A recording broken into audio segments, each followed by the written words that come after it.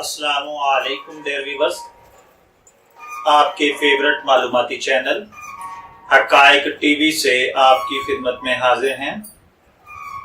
آج ہمارا موضوع گفتگو ٹائیفائیڈ ہے۔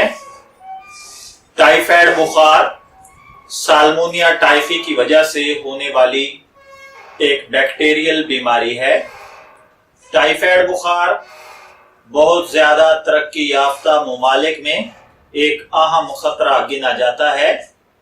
عالمی سطح پر سالانہ ٹائیفائیڈ بخار کے 21 ملین اور اس کی وجہ سے ہونے والی اموات کے 2,20,000 کیس رپورٹ ہوتے ہیں۔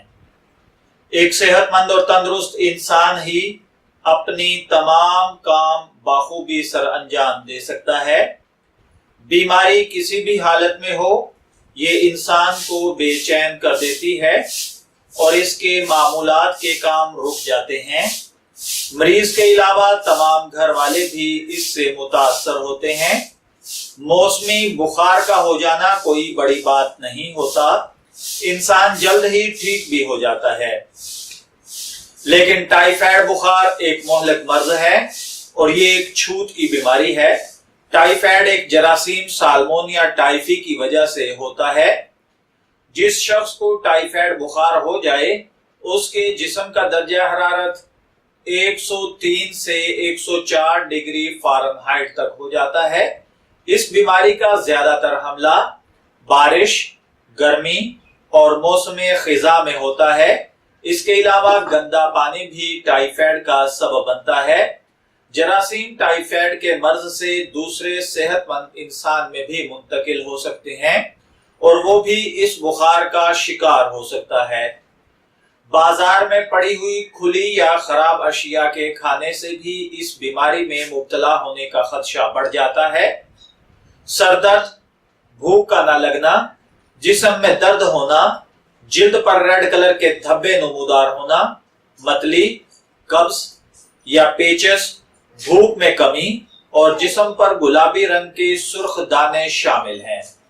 ٹائیفائیڈ بخار کی علامات دیگر معدے کی عام بیماریوں سے ملتی جلتی ہیں۔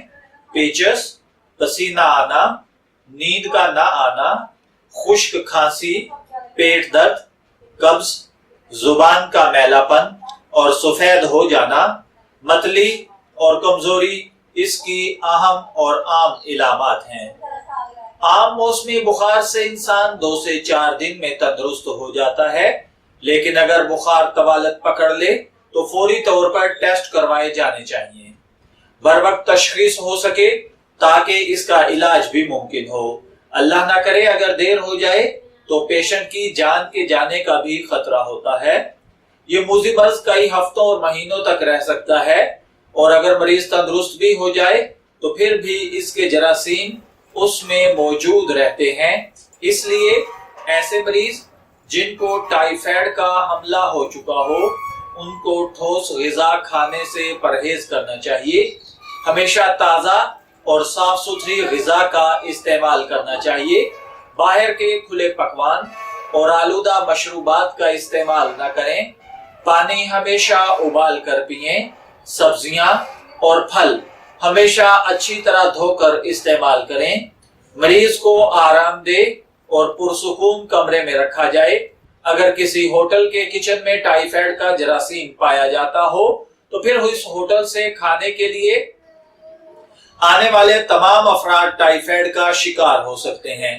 آلودہ خوراک اور پانی کے ذریعے ٹائیفائیڈ کا بخار ایک شخص سے دوسرے شخص میں پھیلتا ہے۔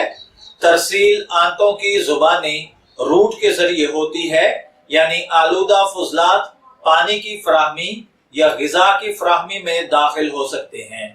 اس کے بعد ان کا استعمال ہو سکتا ہے اور ان سے دوسرے متاثر ہو سکتے ہیں۔ ایس ٹائفی صرف انسانوں میں موجود ہوتی ہے۔ ٹائیفائیڈ بخار عام طور پر گنجان آباد علاقوں میں پایا جاتا ہے جہاں پانی کی فراہمی آلودگی کا شکار ہو۔ پانی کی صفائی کے بہتر طریقے، مناسب ذخیرہ غذا ٹائیفائیڈ کو پھیلنے سے روک سکتی ہے۔ WHO کے مطابق صحت، تعلیم، پانی کی صفائی اور معیار بیماری کی روک تھام کے لیے دیگر کوششوں کے ساتھ ٹائیفائڈ بخار کی ویکسینیشن کے پروگراموں کو لاگو کیا جانا چاہیے۔ ٹائیفائڈ بخار خاص طور پر بچوں میں صحت کا ایک اہم مسئلہ گنا جاتا ہے۔ میں دعا گو ہوں کہ اللہ تعالی ہمیں ٹائیفائڈ جیسے مہلک مرض سے محفوظ رکھے۔ اجازت چاہیں گے، پھر ملیں گے کسی نئی انفارمیٹیو ویڈیو کے ساتھ۔ تب تک کے لیے اللہ حافظ۔